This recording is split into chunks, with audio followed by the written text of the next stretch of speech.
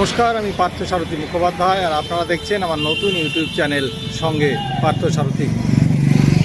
সারের আবহে রাজ্যের চূড়ান্ত ভোটার তালিকা শেষ পর্যন্ত কবে প্রকাশিত হবে তা নিয়ে যথেষ্ট সংশয় দেখা দিয়েছে। ইতিমধ্যেই এখনও পর্যন্ত প্রায় ৬০-৬২ লক্ষ মানুষের নাম বিচারাধীন হিসেবে রয়ে গেছে এবং উপযুক্ত বিষয় খতিয়ে দেখার পর তারা শেষ পর্যন্ত এই ভোটের আগেই চূড়ান্ত যে ভোটার তালিকা তাতে জায়গা পাবেন কি না তা নিয়ে ইতিমধ্যেই যথেষ্ট সংশয় দেখা দিয়েছে। আমরা বিভিন্ন মানুষের সঙ্গে কথা বলার চেষ্টা করব পুরো বিষয়টি নিয়ে। এর জেরে যে উদ্ভূত পরিস্থিতির সৃষ্টি হচ্ছে এবং গতি প্রকৃতি যেদিকে যাচ্ছে তাতে কি সত্যি সঠিক সময় রাজ্যে 2026 সালে বিধানসভা ভোট হওয়ার সম্ভাবনা রয়েছে, নাকি ভোট যথেষ্ট পিছিয়ে যেতে পারে? রাজ্যে শেষ পর্যন্ত রাষ্ট্রপতি শাসন কি জারি হবে? আমরা চেষ্টা করব সাধারণ মানুষের মতামত জানতে। দেখব পথ চলতি মানুষ এই সংশ্লিষ্ট বিষয়ে তারা কে কি বলছেন। ভুল চুক বলে তো আমি তো কিছু দেখছি না। কেউ যদি অজান্তে আমার দেশের মধ্যে ঢুকে থাকে তাকে নিশ্চয়ই আমি থাকবার জায়গা দেবো না। আর কাগজ দেখাতে অসুবিধা কোথায়? কাগজ দেখাতে তো কোনো অসুবিধা তো কিছু নেই। আমার যদি চুরি না থাকে মনে কেন আমি আমার কাগজ দেখানো? আমিও তো SIR এর করিয়েছি, আমার তো সমস্ত ডকুমেন্টস আমি দিয়েছি। একটা বড় অংশের মানুষ বুঝতে পারছে না, হ্যারাস হচ্ছে। বুঝতে পারছে না, তাদেরকে ভুল বোঝানো হচ্ছে। নিজেদের গদি বাঁচাবার জন্য, আর কিছুর জন্য না। এর জন্য শোনা যাচ্ছে যে ভোট পিছিয়ে যাবে, রাষ্ট্রপতি শাসন হতে হোক না, হোক, তাতে হোক, হওয়া দরকার। যেটা দরকার তারাই থাকবে, যারা বাইরে Rohingya Bangladesh that should be terminated as early as possible. কোনো কথা নেই, যেটা at should be from election commission point of view and state point of view. SIR should be justifiably should be right and genuine voter should be involve. তাতে তো কোনো দলেরই কোনো আপত্তি নেই, কিন্তু তারপরেও এরকম গন্ডগোল হচ্ছে কেন? হ্যাঁ, because everybody is thinking their personal benefit. এটা হচ্ছে বিভিন্ন জিনিসপত্র থেকে, যতদূর আমার ধারণা, এই ক্রমবর্ধমান বেকারি, ইন্ডাস্ট্রি নেই, এইসব জিনিস থেকে নজর ঘোরানোর একটা পন্থা। আজকে বলুন তো স্যার করে গ্রামাঞ্চলের মানুষদের আর্থিক কী উন্নতি হতে পারে?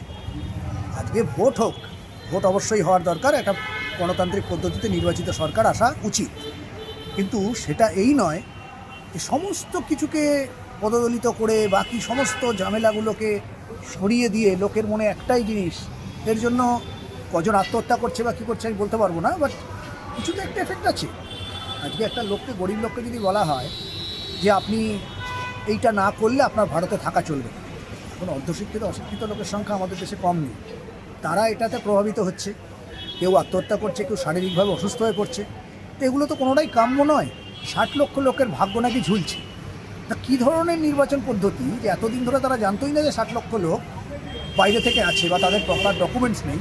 তাহলে যে ভোটে এরা নির্বাচিত হয়েছে বিভিন্ন সরকার, আগে তো তাদের কোর্টের নির্দেশ দেওয়া উচিত যে তোমরাই বাতিল হও, মানে তোমরা তো প্রপার ভোটে আসোইনি। আজকে যখন এরা ঝুলছে মানে এরাও ভোট দিয়েছিল, তা যারা যখন ভোটার অধিকার প্রায়ই নি তাদের ভোটাধিকারে তুমি আছো কি? এইসব কথা আপনি বলতে গেলে আপনি দেশদ্রোহী হয়ে যেতে পারেন, আপনি বিপদে পড়তে পারেন।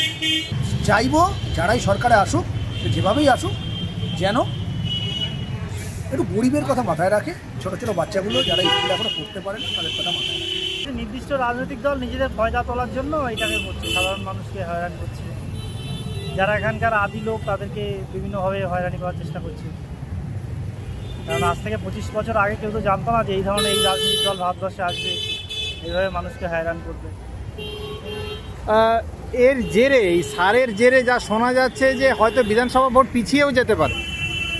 সেটা নিয়ে আমার খুব বেশি মাথা ব্যথা নেই, কারণ আমি তো রাজনীতি করি না। ভোট হলেও আমার খুব বিশেষ অবস্থার পরিবর্তন হবে না বলে আমি মনে করি। সেটা নিয়ে যাদের মাথা ব্যথা ঠিক আছে, কিন্তু সাধারণ মানুষকে হয়রানি করাটা এটা তো আজকে না, আমি বিগত 10 বছর ধরে দেখছি হয়রানিটা হচ্ছে। একজন জেনুইন ভোটার আমার ছেলে, সেখানে তাকে ইয়েতে অ্যাডজুডিকেটার হিসেবে দিয়ে দেওয়া হচ্ছে, তার পাসপোর্ট আছে, তার আছে, সব কিছু। যখন সব কিছু দিতে চেয়েছে ও যে না, কিচ্ছু দরকার নেই, এসব কিচ্ছু দরকার নেই, আপনাদের এমনিই সব নাম এসে যাবে। আপনাদের যেহেতু বাবার আছে, মায়ের আছে, আমার 2002 সালে আমারও নাম ছিল, সুতরাং আমার কোনো অসুবিধা নেই। কিন্তু ওখানে জায়গায় দেখছি একটা ভুল থেকে গেছে, সেটাকে ওনারা আমাদের একদম ইয়ে করে না। আমাদের বিলেরও সই করা আছে, ফর্মের ওপরে ইয়ে করে সব চেক করে ওরা বলেছে ওকে। এটা মনে হচ্ছে ওই লেভেলটা যদি ঠিকমতো করে ইয়ে হতো তাহলে এত ঝামেলাটা হতো না। পরিস্থিতি এখন যা শোনা যাচ্ছে, প্রায় 60 লক্ষ 62 লক্ষ মানুষের নাম বাকি থেকে গেছে এবং বলছে যে এই পুরোটা না হলে ইনকমপ্লিট অবস্থায় লিস্ট নিয়ে ভোট করা যাবে না, ভোট পিছিয়ে যাবে, রাষ্ট্রপতি শাসন হবে। তো আপনার কি মনে হয় এরকম হতে পারে পরিস্থিতি সেরকম? ভোটার লিস্টটা তো ঠিক করে তৈরি করা উচিত এবং সবাই যারা অ্যাডমিনিস্ট্রেটর হয়েছে তাদেরকে একবার প্রমাণ করার সুযোগ দেওয়া উচিত যে আমার এই ডকুমেন্ট আছে, এই আছে, এই আছে। এটা এর ঘটনার জেরে বহু মানুষ হ্যারাস হতে হচ্ছে, সময় নষ্ট হচ্ছে, মানে একটা প্রবল আশঙ্কার মধ্যেও দিন কাটাচ্ছেন অনেকে, নাম ভুলভাল হয়ে গেছে। তা আপনি সাধারণ মানুষ হিসেবে এটা কীভাবে দেখেন? দেখুন, আমার ব্যক্তিগতভাবে কোনো অসুবিধা হয়নি, কিন্তু দেখছি যে অনেক মানুষেরই অসুবিধা হচ্ছে। এটার জন্য কেন্দ্রীয় সরকার এবং রাজ্য সরকার দুপক্ষকে আমি দায়ী করব, কারণ তাদের নিজেদের ইগো প্রবলেমের জন্য আজকে এই প্রবলেমেরটা ক্রিয়েট হচ্ছে বলে মনে হচ্ছে।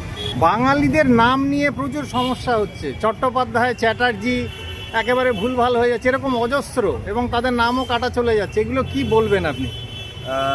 এটা নিয়ে আরও হয়তো নির্বাচন কমিশনের উচিত এটাকে নিয়ে আরও স্ক্রুটিনি করা। না, সেটা তো হওয়ার রয়েছে না। পুরো জিনিসটা নিয়ে যেরকম পরিস্থিতি হচ্ছে, বহু মানুষকে হ্যারাস করা হচ্ছে, অনেকের নাম থাকা সত্ত্বেও নাম বাদ চলে যাচ্ছে, সেগুলো কি বলবে? কাগজ না থাকলে তো আমরা বুঝতে পারছি। হ্যাঁ, সেটা তো ব্যাপার আছেই। এবার সেখানে কাগজপত্র নেই, যারা কাজকর্ম করে, যারা এসআইয়ের কাজগুলো করছে, তারা কতটা চাপে রয়েছে, এগুলো তো ব্যাপার রয়েছে। এবার সেটা সরকারের দেখা উচিত, Thank you. আপনার নামটা কাজগুলো বলুন। যাতে সুস্থভাবে হয় সেইভাবে দেখা উচিত। ভুল ত্রুটি সেগুলো তো রয়েছে, সংশোধনও করতে হবে। আগেও এরকম ভুল ত্রুটি অনেক হয়েছে, সেগুলো সংশোধন হয়েছে। আবার যদি কোনো ভুল ত্রুটি হয় সেগুলো সংশোধন করতে হবে। এই পরিস্থিতির জন্য মানে ভোটার লিস্ট তৈরি পিছিয়ে যাচ্ছে, হ্যাঁ। তাতে শোনা যাচ্ছে যে সরকারের তো মেয়াদ নেই, এই মে মাসের 5ই মের পরেই মেয়াদ শেষ হয়ে যাবে, তখন রাষ্ট্রপতি শাসন করতে হবে। হ্যাঁ। তা আপনি কি মনে করেন সেটা ঠিক হবে, রাষ্ট্রপতি শাসন হয়ে যদি ভোট হয় বা এরকম হয়? সেগুলো প্রশাসন চিন্তা করবে, যারা ম্যানেজমেন্টে আছে তারা চিন্তা করবে, সেগুলো আমাদের পক্ষে বলাটা ঠিক না। বলছেন না সার বন্ধ হয়ে যাক, সার অনুচিত, ভোটার তালিকা সংশোধন অনুচিত, এটা কেউই বলছেন না। প্রত্যেকেরই বক্তব্য অবশ্যই সেটা হওয়া উচিত, কিন্তু পাশাপাশি আরও একটা বিষয় উঠে আসছে সাধারণ মানুষের বক্তব্য থেকে, যে সেটা হচ্ছে ভোটার তালিকা সংশোধন করতে গিয়ে বিভিন্ন রাজনৈতিক দল সেটা নিজেদের সেখান থেকে লাভ নেওয়ার চেষ্টা করছে। এবার সেখান থেকে পুরো বিষয়টা কোন দিকে যাচ্ছে এবং কিভাবে যাচ্ছে সেটা কিন্তু মোটেও কাম্য নয়। আসল সমস্যাটা সেইখানেই। আজকের ভিডিও তাহলে এই পর্যন্তই। কেমন দেখলেন, কেমন মনে হলো, কি মনে হলো আমাদের এই ভিডিও সম্পর্কে, আপনাদের মতামত সম্পূর্ণ লিখে জানান আমাদের। ভালো লাগলে অবশ্যই লাইক, কমেন্ট এবং শেয়ার করে পৌঁছে দিন আরও বহু মানুষের কাছে। নমস্কার, ধন্যবাদ, ভালো থাকবেন।